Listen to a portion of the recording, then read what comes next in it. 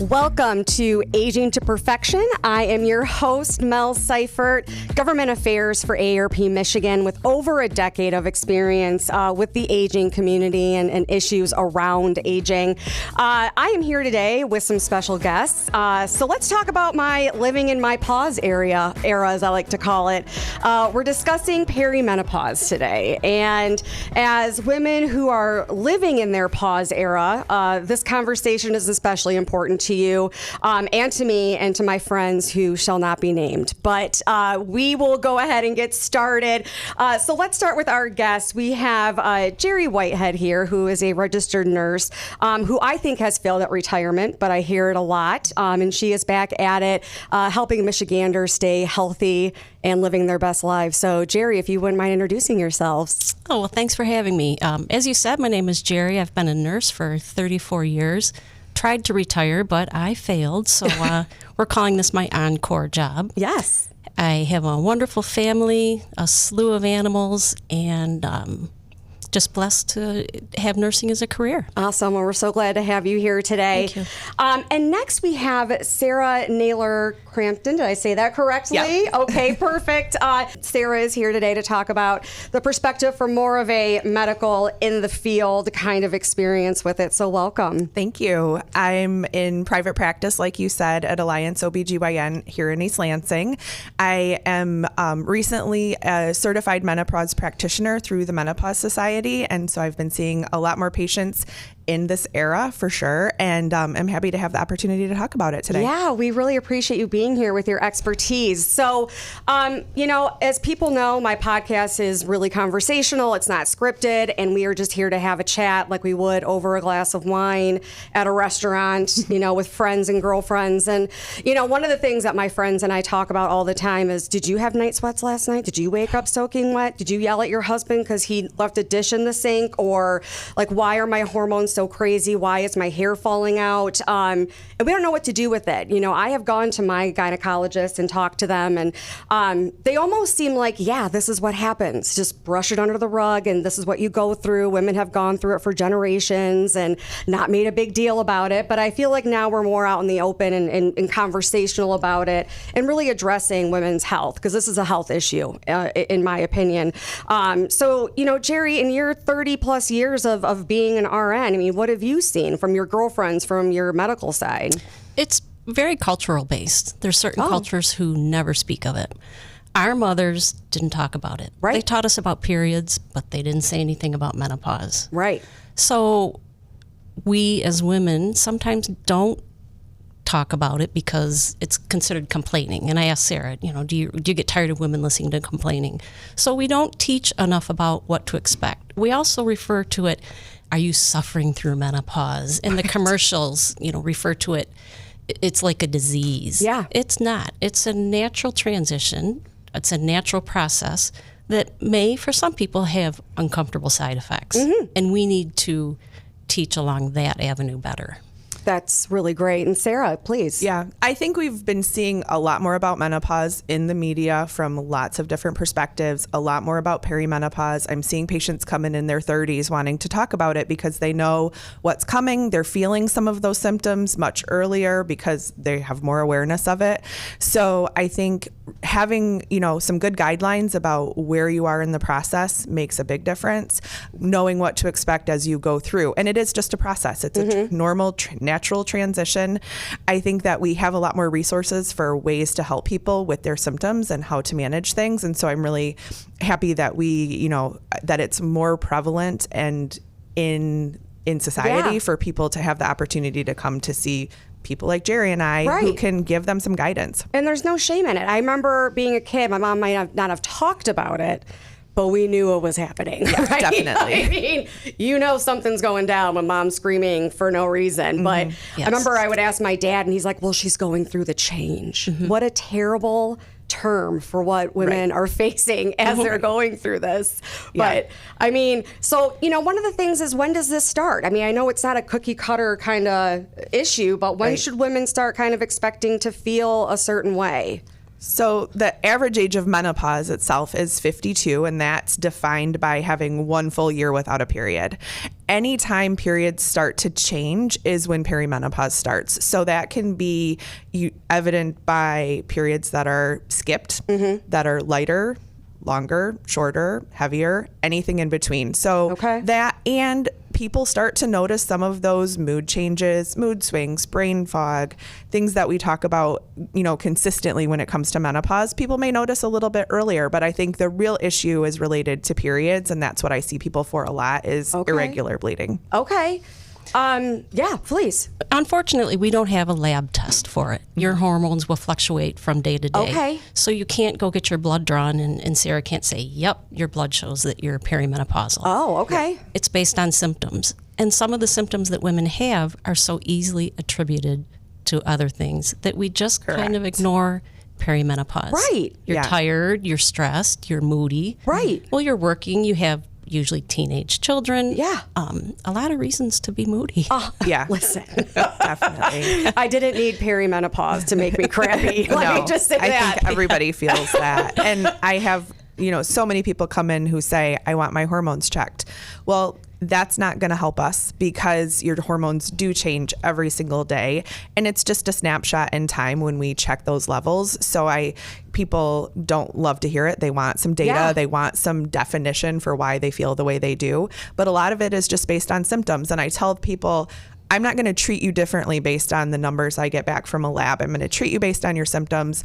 I'm going to know it's working because you feel better, not because a number changes. So I think it's really important for people to recognize that too.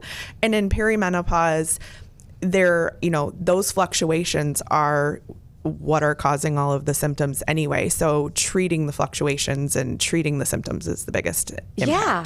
And I think it's frustrating because when you have a cold or you have an infection, you go to the doctor, they give you an antibiotic. So it's such a cookie cutter. This is what happens. This is what happens. This is what you get.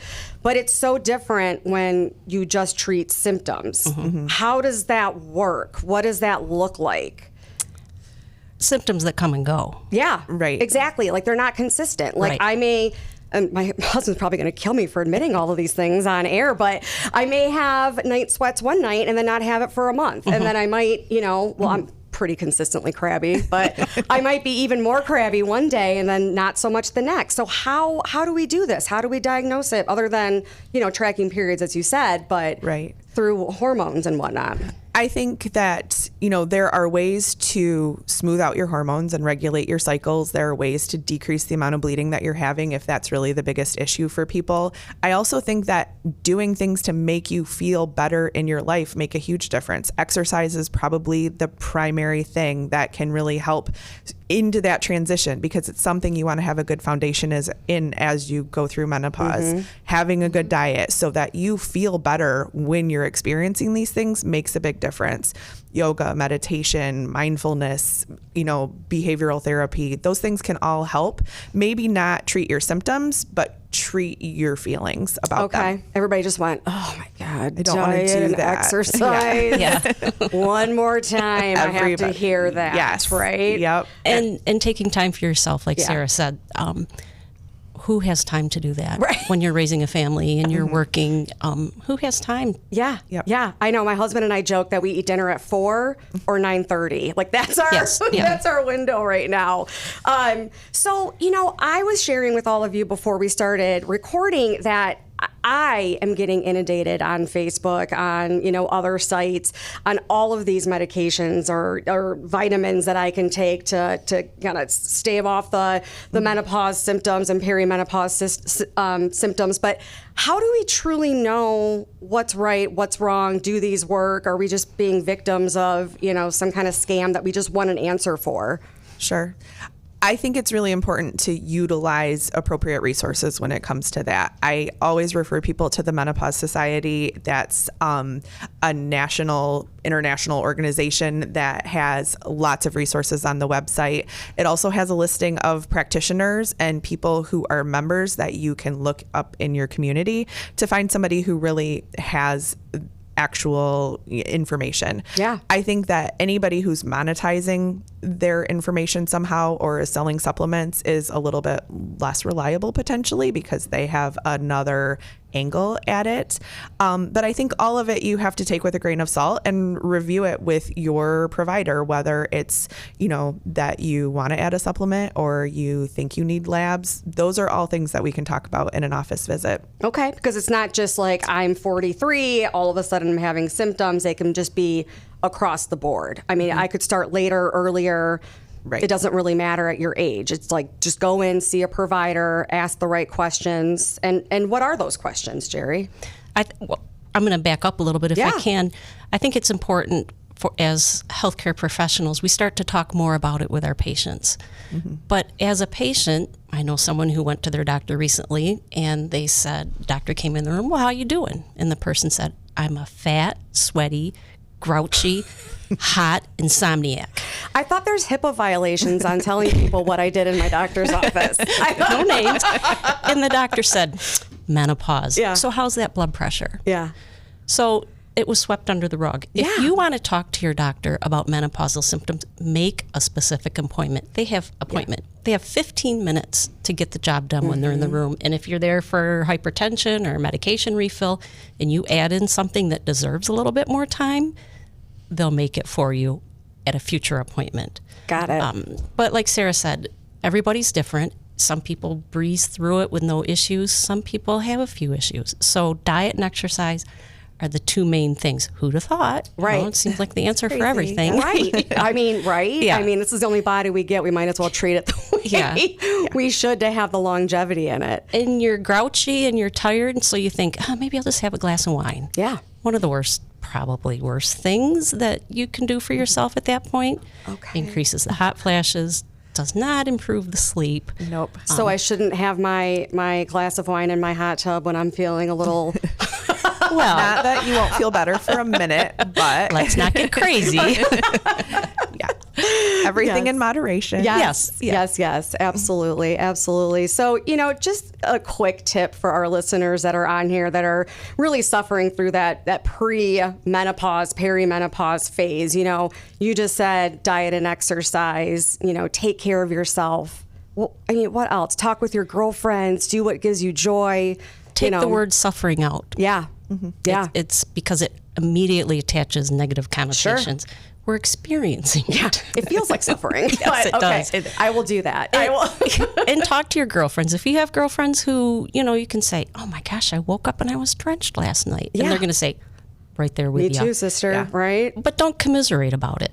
You can identify with them, but the person you should really be referencing is your healthcare professional. Okay. Yeah, that's good. Yeah, I think, I'm happy to see, and all physicians are happy to see patients.